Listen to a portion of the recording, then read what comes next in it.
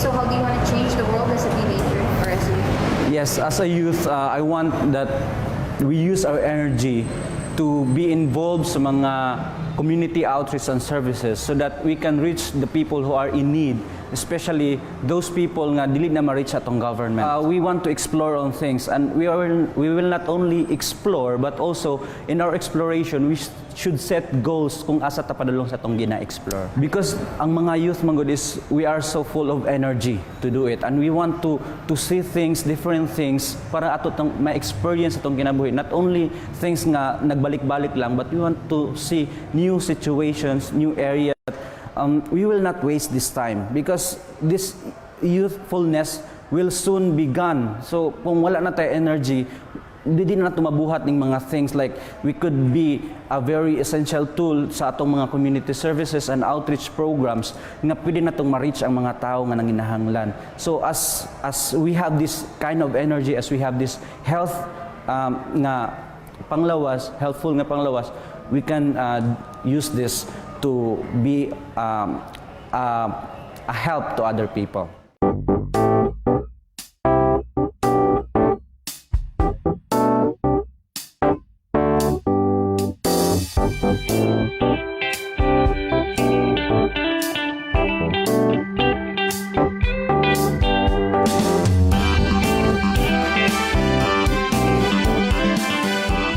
Dynamic Living the Total Youth recognizes the role of our young people in our society, not just here in the Philippines, but worldwide. And we know for a fact that the young people have their own perspectives in terms of peace, volunteerism, and even preserving what they call as their heritage. Heto ngayon po, magandang araw po sa ating lahat. Nandito po kami sa Cebu, the Visayas, no? At kami po ay gagawa ngayon ng aming episodes on The Youth Path Model the Way. So ako po ay nagagalak at nandito kasama ko ngayon ang founder of Gabaan Youth Lead, a United Nations Project Management Experience Assistance, Mr. Dennis Caballero. Magandang araw sa iyo, Dennis. Good morning, Ma'am Jean, Doc Jean, and thank you for having me here. It's a long way from Dumaguete, but thank you for having me here. Yes, I am just curious, why Gabaan? What is that word? You know, why use that word? Yeah, exactly. That's the word for Bisaya, which is evil karma. We decided to name the organization that way. Even initially, we were really hesitant to use that word, of course, because in our place especially, it's a really negative word. And going back to what it is, GABA is actually a non-human, non-divine retribution for wrongdoings and of course transgressions. And most sociologists agree that because of GABA, some people become complacent because of course when you're oppressed or for example somebody is against you, you usually resort to thinking that siguro magabaan lang to siya in order for you to of course mabigyan ng justice yung mga nangyari sa'yo. So, people become complacent of that. And because it's GABA, we also think for ourselves that probably if something is a series of negative things happen to your life, probably you're gabaan, something like that. But if we think of it really that close, GABA only happens when you do something bad. So it really exists. I don't know if it's a universal concept for all kinds of faiths. But because of that, people got the attention of the organization. And eventually, our focus actually is about blessing. You are blessed. Who are your members and what is the target population? Members are volunteers as young as 16 years old and even young professionals. So our participants and our beneficiaries are, of course, young people, not necessarily in school only, but all kinds of engagement ng mga kabataan, even out of school youth or probably. How many members do you have right now? And by the way, when was this founded? Officially, it was founded in 2007, but before that, we were already doing services para sa mga kabataan for free. Membership is every year we go as high as 50, but in terms of ratio, probably with what we handle every year, we need more young people to do the activities that we do. So any person who is very much, I mean, ages 16 to maybe up to 25 or 30, they are, welcome to your organization. Yeah, we do trainings for our members, training of trainers every summer. We usually have a sign up of at least 100 to 150, and we get at least 30 to 40. What is the mission and vision of your organization? It's actually the upliftment of young people. Follow the structured learning experience approach, where in fact we're much happier now because it's much appreciated because of the K-12. Before K-12 happened, we were like somewhat alone in doing these things, but because of the skills-based approach of DepEd now, this is more appreciated through the youth formation. So how do you measure if you have, reached the impact that you would want the young people to have? Kasi in terms of there must be some sort of a measuring guide na masasabi natin, we are successful in what we are doing. We are successful in the training of these young people. We are successful in making sure that the young people who belongs to our organization can go out, and make a difference in their communities. First, of course, we have the feedback system of the evaluation system for our organization. And the agencies that we partner they have also their own instruments in doing this. And they have always provided us also with their own evaluation results with this one. And we're very much happy that, especially DepEd, they really are very much... So in other words, you are closely entwined with the Department of Education. For this year and several years, in fact, there's a coming project with DepEd now, which is for nationals. We have already a budget of 11 million for this one. This will be in November for the Nation of Heroes. But you are a non-governmental organization, right? So where do you get your funding for your expenses? Zero budget, actually. We do our own marketing. There are two kinds of events that we do or projects. It's actually us initiating, and the other one is, of course, funded or being partnered with agencies, not necessarily government only.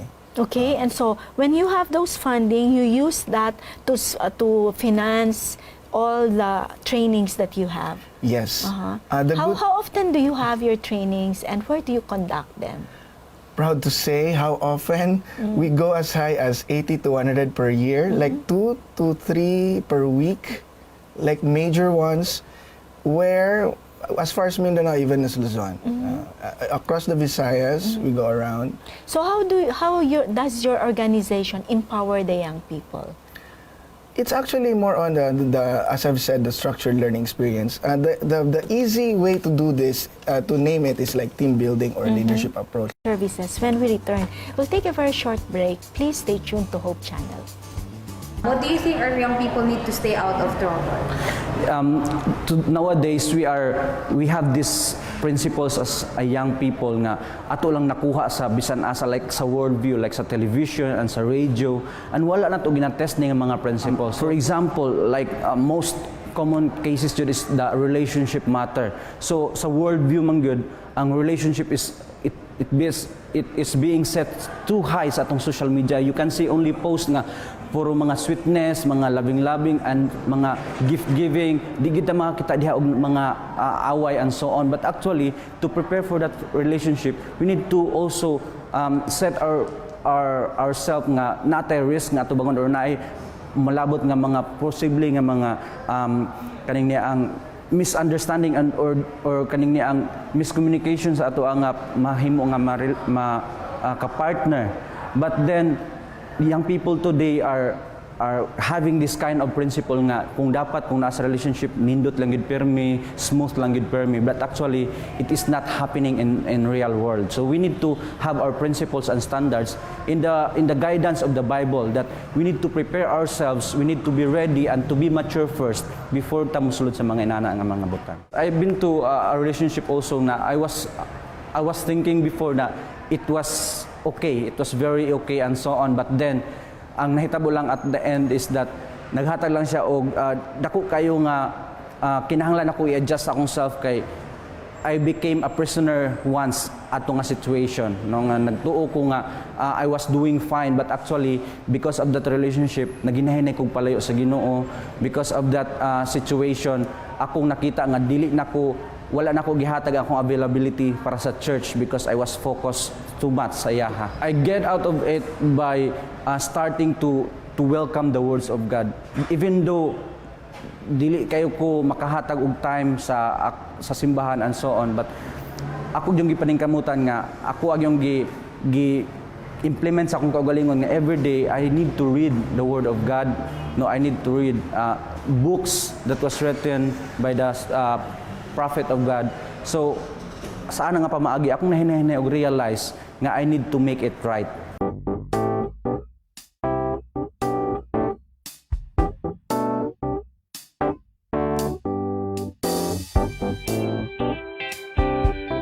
Welcome back to Dynamic Living the Total You with our In Focus episode, Youth Path Model the Way, with our guest here, Dennis Caballero from Gabaan. Okay, balikan ko Dennis kanina. Before we took off in the break, we were discussing about, empowering the youth, and you mentioned 3 things, especially when I was asking you on how we should be able to gauge the success of what you are doing for the young people. You mentioned 3 things, and I'd like to go over them one by one with you. You said it has to be team-based. Number 2, there has to be a self-realization first. And third would be, getting back to the community. So why these 3? First and foremost, of course, we as a human being cannot work alone. We always realize that of course God created man and woman. So we wanted people to be in a community. And next to that is, of course, when you say community, it's where we see the real person, the home that they're with. And by connecting those 2 things, there's realization and what that person wants, what are his aspirations, his dreams in life, and of course for the community and for the home itself. Okay, so let's talk now. We proceed with, there are a lot of issues that confront the young people. Risky healthy behaviors of our youth population. We have 1 out of 3 youth or kabataan in the Philippines doing premarital sex, and because of this, a lot of issues arise: abortion, and of course early parenting, our early parenthood. In other words, they become parents at a very young age and they are not yet ready to become parents at that age. Exactly, Doc. And of course, we think of these people involving into this, not knowing of the sexual transmitted diseases, where in fact we have a very high incidence of this in the Philippines. In fact, in Negros Oriental alone, it's been a local issue now about HIV. Yes. And because of this, there's also a study with SPPR2 where we were involved in the United Nations when these are connected. Meaning those people who are likely to smoke, drink, and do drugs would likely also be involved in sexual risky behaviors. So this connect. So how do you address that? Considering na, okay, that's really a reality now among the young people. So how are we going to help make these young people understand that these are actually going to have a bad consequence or a poor impact in terms of their health, in terms of their future, in terms of how they would be able to connect with the community? Exactly, Doc. Many of the organizations that we know of address only the study, meaning the gauge, measuring. We don't want to be in that side. We want, like for example, self-worth. There are so many instruments in measuring self-worth, but how many of these organizations doing something to make their be alleviated with these kinds of concerns? That's why in our trainings, we wanted to really put insights, and of course, not necessarily giving them to the point of what government would do, for example, of giving them, of course, contraceptives. But in our side, it's more on values formation. We teach them about realizations about self, family, friends, even friends, the community, and ultimately God. Okay. Now, you may also know that sometimes this is poverty-driven. So it's a reality that the Philippines is a developing country. I would never call the Philippines as a third world country. I would say it's a developing progressive country, because right now I believe that's the target of the government. So how do we, teach and empower our young people, knowing that some of them really are concerned with the poverty that they have to live on a day-to-day basis? With our work with the Philippine Army, it's really there's really a disconnect with regards to food, of course, poverty, and of course, absorbing the teaching. That's why we always go back to let them realize that they can do something for themselves. And that's where we're proud of. For the 12 years, depressed, if the young people that they're with, their sons and daughters, would let them feel that meron pa pwede pa tayong gawin. So what you're saying now is it's a reverse. Usually it's the family, it's the parents who would have that positive impact on the young people. That's why the young people are who they are, because of the environment that they are brought into. But now you are injecting the idea that it can be the other way around, that a young person, a member of a family, can actually impact the way the family dynamics would be going. This is how it is. When we are in a family, of course, generation is so wide, the gap. When young people talk to their parents in a way that they do not understand the generation they're from, they will never come in. But if the empowering part of the values formation will let them realize that parents have their own language themselves, if we will not adjust to them as well, because the adjusting part is the young people, not the parents, because parents are always, of course, rigid to things because they've been to that already. So if the young person does not understand that part, there will never be unity in that aspect. So what about the young persons in your seminars and trainings? What is the Department of Education is doing in the young youth formation division that they're doing? We wanted to let them realize, let me just say this, when we started, all trainings were so expensive. Most of the people who comes to trainings are those who can afford, who are very intelligent, upper class of the section, Society, yes. And those who really are, of course, into performances, who are really good in talent. We broke that divide. We wanted to make this available to everyone. That's why Okay, we are and for we'll free. talk about that some more when we return. We'll take a very short break. Please stay tuned to Hope Channel. Paano mo ginaid yourself mo into a straight path from being in that Yes. mess? Yes, sometimes, so when I read some principles, kung ako na siyang mabasa, akong i-take into account nga i-consider na ko siya. So it's hard for me, kay dili tumaong ang principle akong gina-apply. So for me to really understand that principle, mangutana ko sa mga elder person or mga person with experience, ug giun sa nila pag-relate adto nga principle, and is it really effective for sa ilaang nga experience nga nahitabo gidto nga tinuod yun nga nakatabang to nila. And with that, akong ma-assess akong kaugalingon nga I really need that kind of principle. Mahirap ba bumalik sa right path from being in that mess? Yes, lisod yun siya because at imo ang nakasanayan na dayon or sayo na lang sa imua ang pag-disobey sa commandments sa Ginoo. Sayo na lang sa imua, for example, sayo na lang sa nga dili ko mobalik sa hapon sa AY program. So, lisod kayo nga mobalik ka with your own strength. So, it really needs prayer, and also you need friends also nga mo'y makaguide sa imo. Ang nakalisod man gud og if you are always thinking of the benefit of doing the wrong way. So, you cannot get out because you have the benefit. But actually, if you will focus on the what's your goal, you will going to focus unsa gud ang imo ang long-term goal, then you will realize that you need to sacrifice, you need to be patient of avoiding those wrongdoings so that imong ma-reach ang imong goal sa unahan.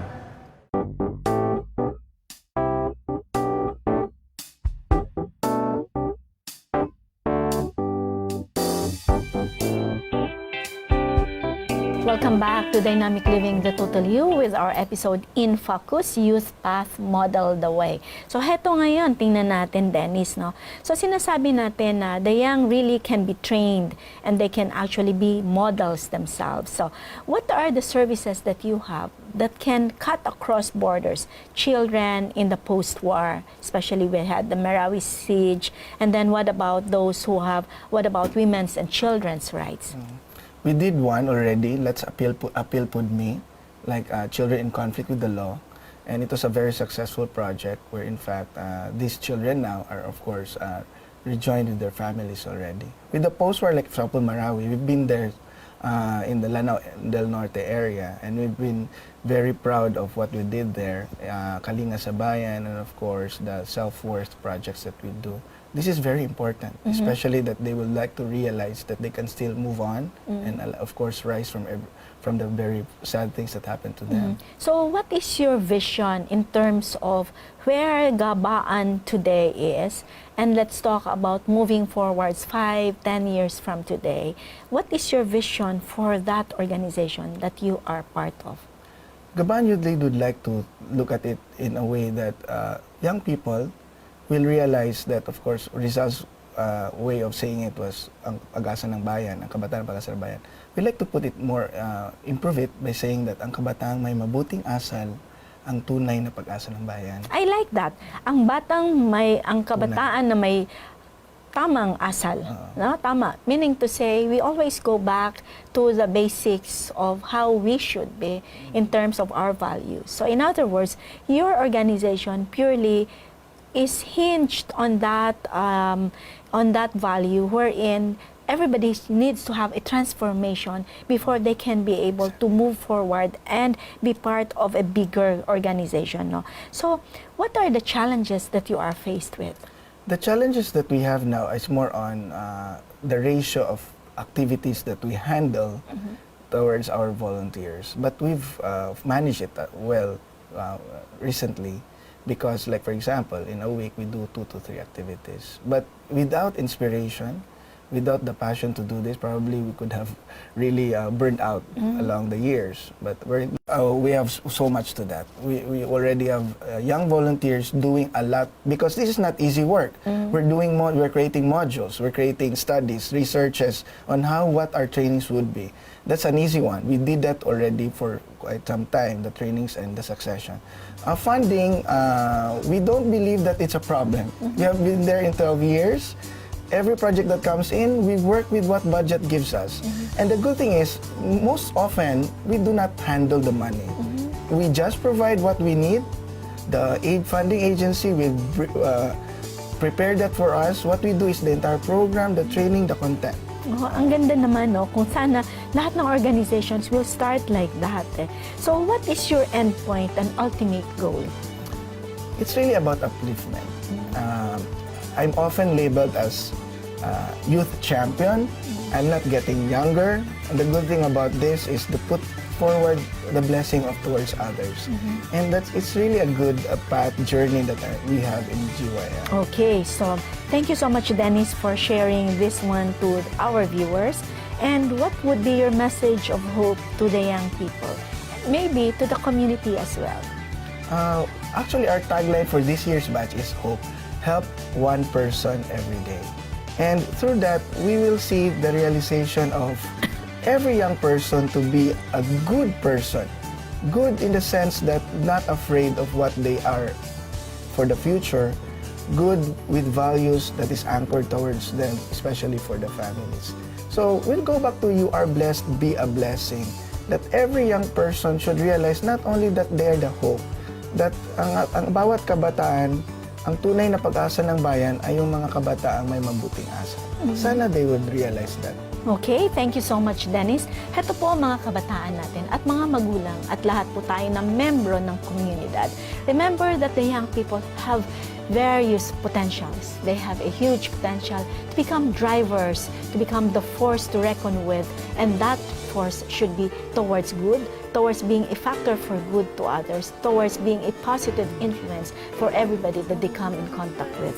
And even in Psalm 144 verse 12, it says that our sons and daughters, they would be like pillars carved to adorn even a palace. Magandang araw po sa atin.